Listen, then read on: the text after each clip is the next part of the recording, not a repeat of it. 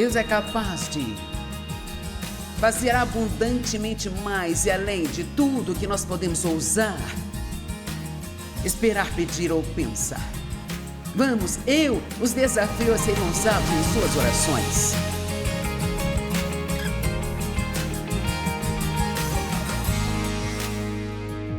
Pai, obrigada pela palavra hoje, especialmente quando pregamos sobre um dos nossos maiores privilégios, a oração. Eu oro para que desbloqueemos as coisas que ajudam as nossas orações a serem respondidas de forma mais rápida e direta. Obrigada, Jesus. Amém. Tudo bem. 7 obstáculos para a oração. Primeiro, eu quero dizer que a oração, creio que talvez seja o maior privilégio que Deus nos deu. Isso não é um dever, uma obrigação, é algo que podemos fazer. Quando oramos, não é algo que fazemos para Deus, fazemos por nós mesmos. Nós temos o grande privilégio de ir ao Rei do Universo, o Criador de todas as coisas, e pedir para Ele se envolver em nossa vidinha pessoal e fazer coisas por nós que nunca poderíamos fazer por nós mesmos. Isso é incrível. Você pode orar a qualquer hora, em qualquer lugar, sobre qualquer coisa. Não precisamos estar numa igreja, não precisamos estar numa determinada postura espiritual, sabe? É bom ter horários separados para oração, mas você pode orar durante o dia.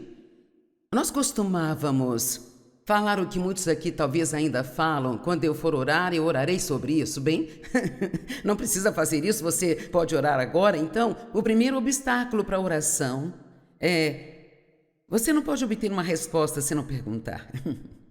Então, primeiro, você tem que orar. E é interessante quantas vezes Jesus disse: peça, peça. Na verdade, a palavra pedir significa colocar uma demanda sobre o que já pertence a você. Isto é tão interessante, não é? Veja, Jesus já comprou e pagou por todas as nossas bênçãos espirituais e materiais. Mas não vamos obtê-las se nós não pedirmos. Você não tem porque você não pede. E muitas pessoas não pedem porque acham que não merecem ou não acreditam que Deus faria qualquer coisa por elas porque fizeram coisas erradas, ou seja lá o que for, mas só estão enganando a si mesmas se não pedirem a Deus. Ele nos convida a pedir 7 vezes em João 14, versos 15 e 16. 7 vezes ele diz: peça.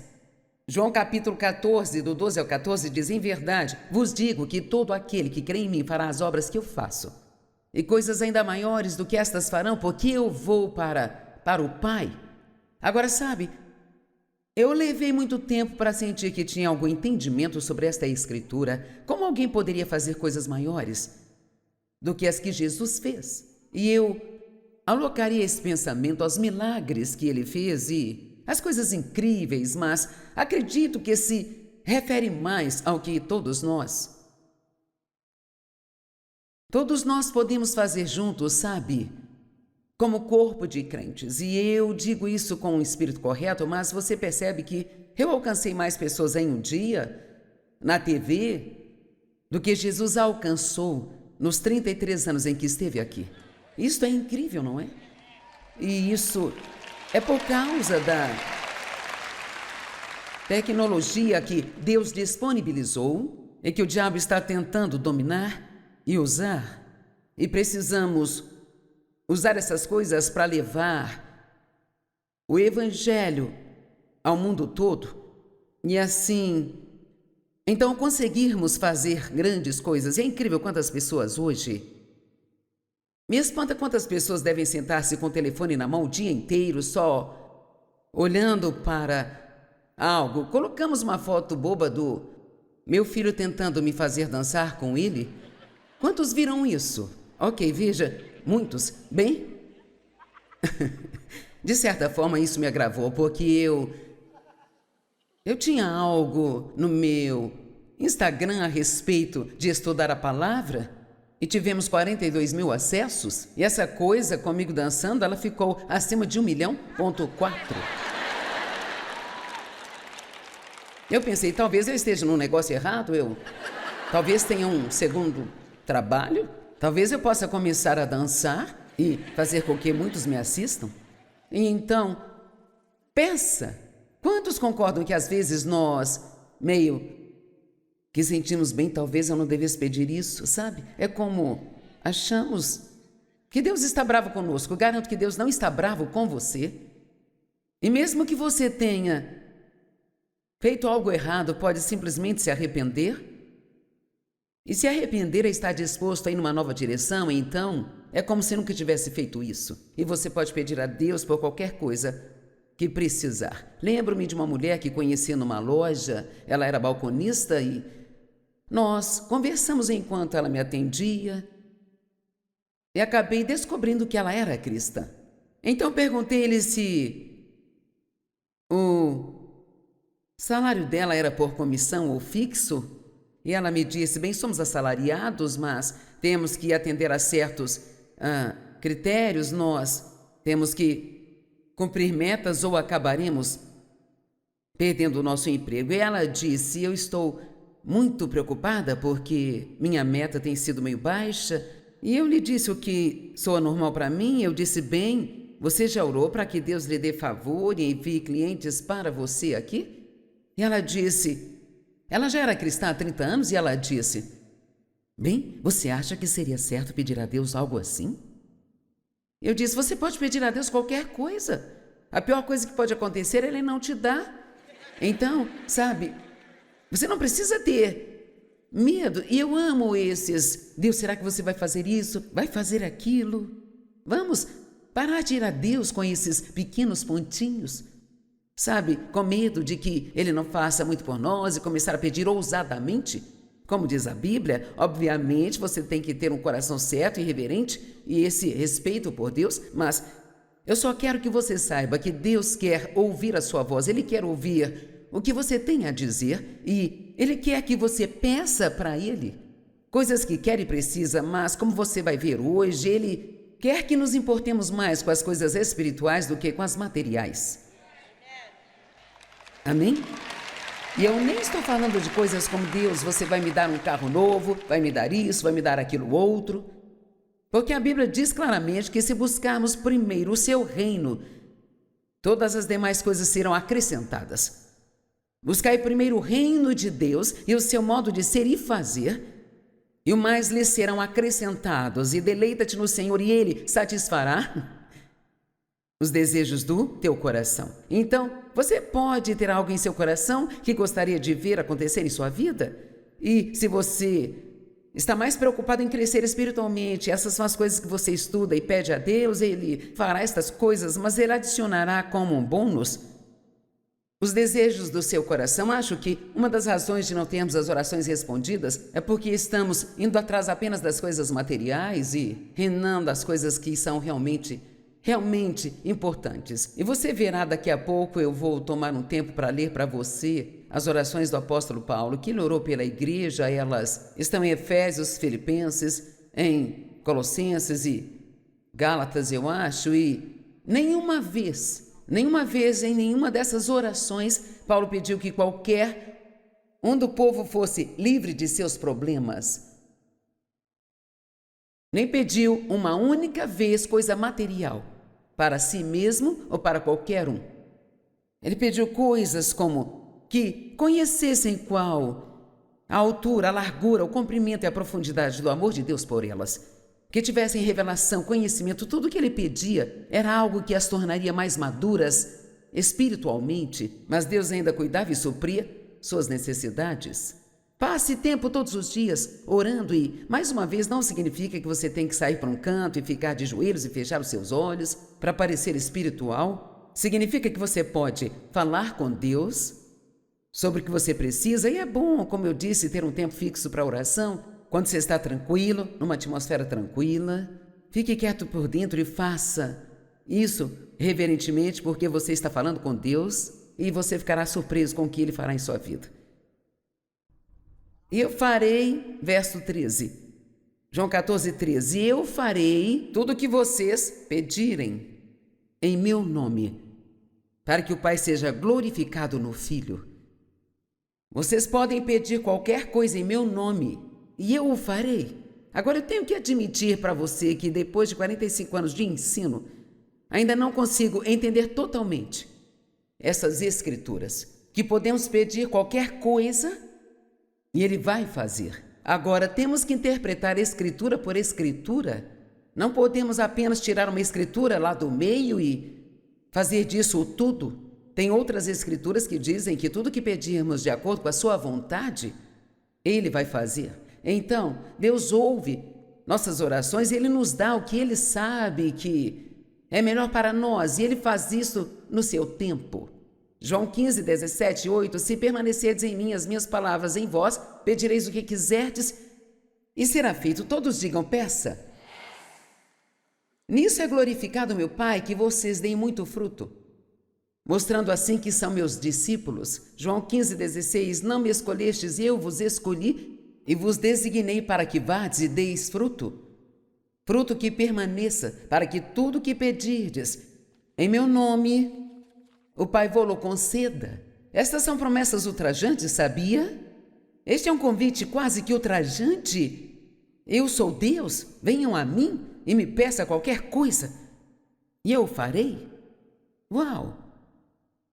Alguém diga uau. Você está me olhando tipo, hein?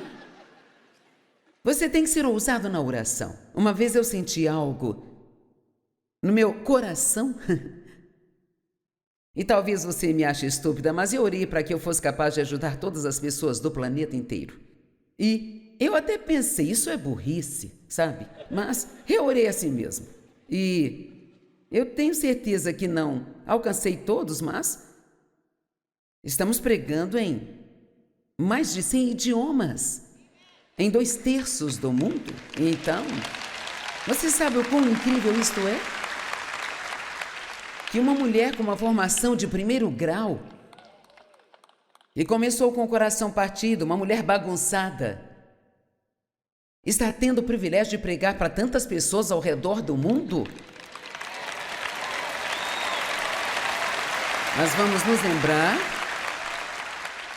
eu pedi.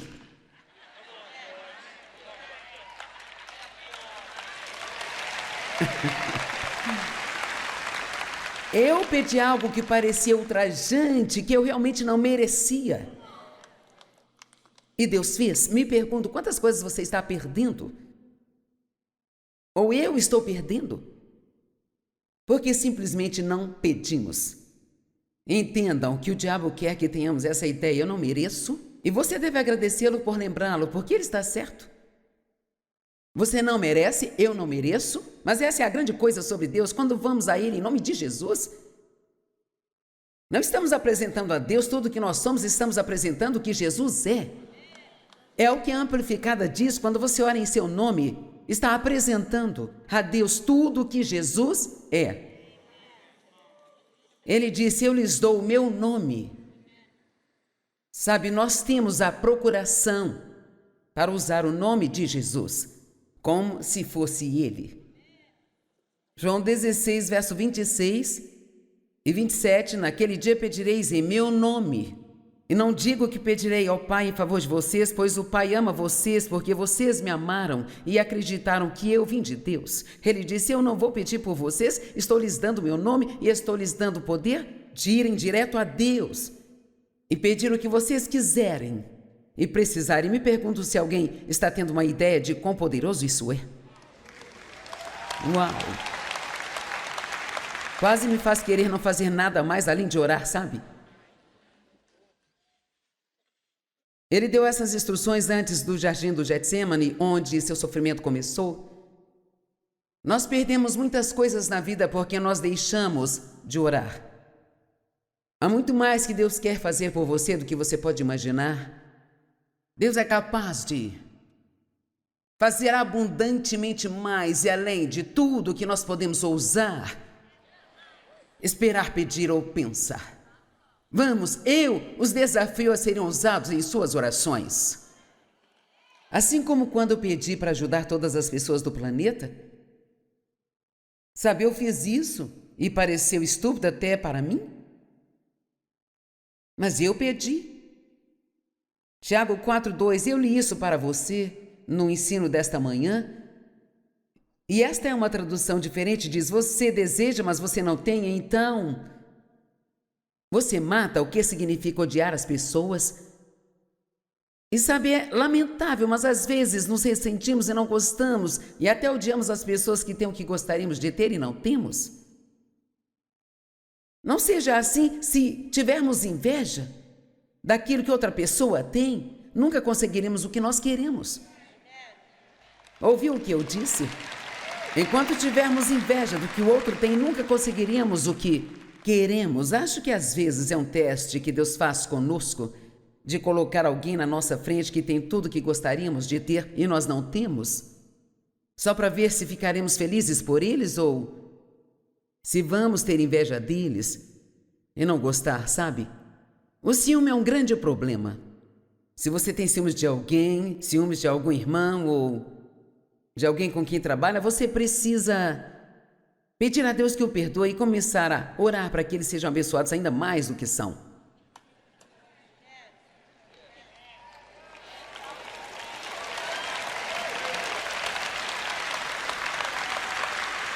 Sabe, eu acabei de notar recentemente, claro, em cada um dos evangelhos há um relato diferente de quando Jesus estava no jardim do Getsemane, passando pelo que chamamos de sua agonia.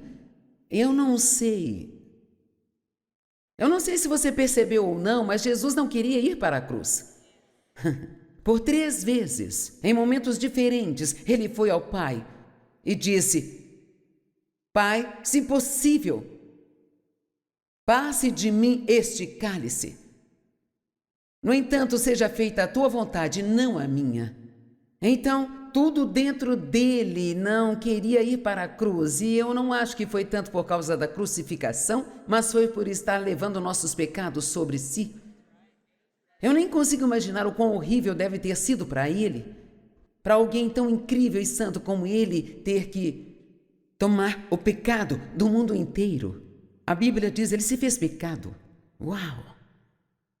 Se for possível, passe este cálice de mim. No entanto, seja feita a tua vontade e não a minha. Então, por mais que ele não quisesse ir para a cruz, ele queria fazer a vontade de Deus.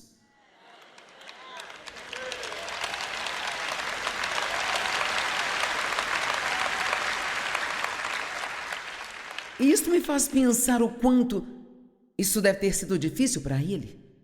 Mas ele fez isso por nós.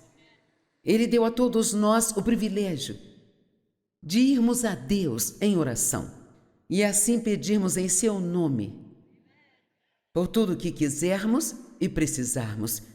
Isto é incrível. Você não tem porque você não pede. Sabe, esse pequeno verso foi uma espécie de mudança de vida para mim, porque na Amplificada ele fala sobre o que causa conflitos e brigas e brigas e brigas e diz, você quer todas estas coisas e não está conseguindo, então você luta, guerreia e tem ciúmes dos outros. Então ele diz, você não tem porque não pede. Quando me apoderei disso, pensei, bem, parei de ser cuidadosa. Vou começar a pedir qualquer coisa e tudo que eu possa pensar que eu gostaria de ter. Amém? E por que não? Agora, nós já sabemos que se vamos a Deus só para pedir coisas carnais, nossos motivos estão errados e Ele não vai nos dar. Na verdade, eu aprendi muito em 45 anos e eu tenho certeza que você me entende. Lembro-me de uma vez em que Deus me conscientizou, e acho que foi quando eu estava estudando essas orações de Paulo, que eu estava pedindo muitas coisas e não o suficiente do que era realmente importante. E Deus estava realmente, naquele momento da minha vida, me ensinando sobre a importância da sua presença.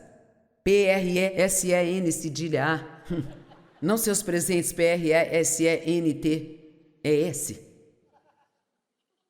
E Deus me desafiou a não lhe pedir coisa alguma até que ele me desse permissão novamente, exceto ele. Não me peça nada, exceto mais de mim. Tente isso por um tempo. E foi desafiador, as vontades surgiam e eu começava a pedir coisas a Deus e depois eu dizia, oh, não importa. Tudo o que eu preciso é mais de ti. Mais de ti. Se pormos as coisas na ordem certa, então não tem nada de bom que este mundo possa oferecer que Deus não queira que nós tenhamos. Realmente pensamos que Ele faz todas as coisas boas para quem? Mas Ele quer que sejamos capazes de lidar com elas. 3 João 1:2, amado, eu gostaria acima de tudo que você prospere e tenha saúde, assim como a sua alma é próspera. E poderíamos dizer isso de uma maneira um pouco diferente, de acordo com seu nível de maturidade espiritual e capacidade de lidar com isso. Eu quero que tenha qualquer coisa e tudo o que você quiser. Mas Deus não vai nos dar mais do que nós podemos lidar. E lidar direito. E deixe-me dizer algo. O dinheiro pode ser muito perigoso. Se não estiver sendo administrado por alguém que ama a Deus, quero dizer, com todo o seu coração. Amém? Tem tantas pessoas no negócio do entretenimento e em outras áreas que eles começam bem, ficam famosos e começam a ganhar dinheiro e começam a ter coisas e a pressão vem para fazer isso e aquilo outro e eles acabam ficando longe de Deus. Eu peço a Deus o tempo todo, por favor, não me dê mais do que eu possa lhe dar e permanecer humilde. Amém? Eu não quero nada que não seja certo para mim. Não há nada pior do que ter um monte de coisas que vão afastar você de Deus, em vez de aproximá-lo dele. E, deixe-me dizer, quanto mais você tem, mais você deve dar.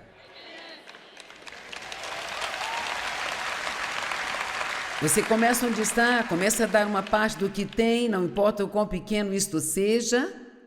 Quem foi uma das mulheres mais famosas da Bíblia? A mulher que deu menos do que 1 centavo? A oferta da viúva.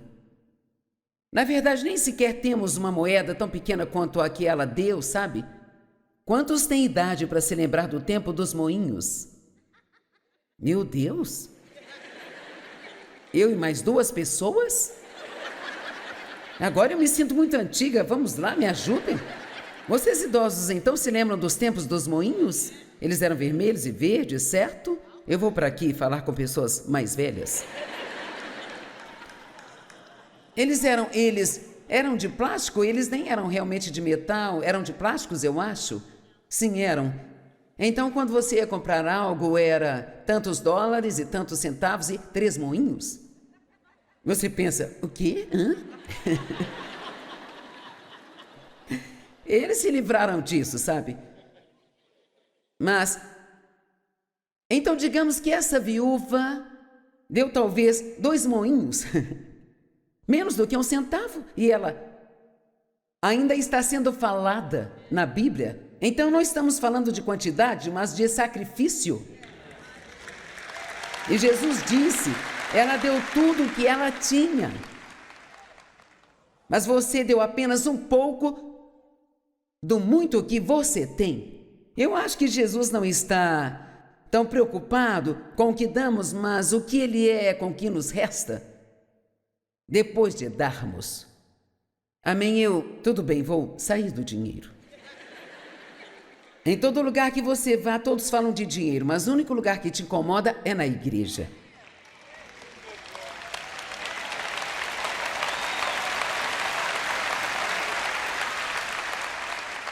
Se você pensar a respeito, rapidamente vai entender por que o diabo, ele trabalha tanto nesta área que as pessoas sempre pensam que se um pregador fala com as pessoas sobre dar, ele está tentando entrar em seus bolsos. Deixa para lá. Estou tão feliz que alguém me ensinou a dar. Sou grata por ter entrado numa igreja em um momento em que as pessoas não se agravavam se você falasse sobre como poderiam prosperar, como Deus queria abençoá-las, mas você não pode desequilibrar colocando isso em primeiro. Amado, gostaria acima de tudo que você prosperasse e estivesse com saúde assim como sua alma prospera. À medida que amadurece espiritualmente, eu quero dar a você o máximo que você puder suportar. Mas Deus, Ele não vai nos dar mais do que podemos suportar. É por isso que precisamos orar pelas coisas espirituais e deixar que Deus adicione as coisas materiais como achar melhor no tempo certo.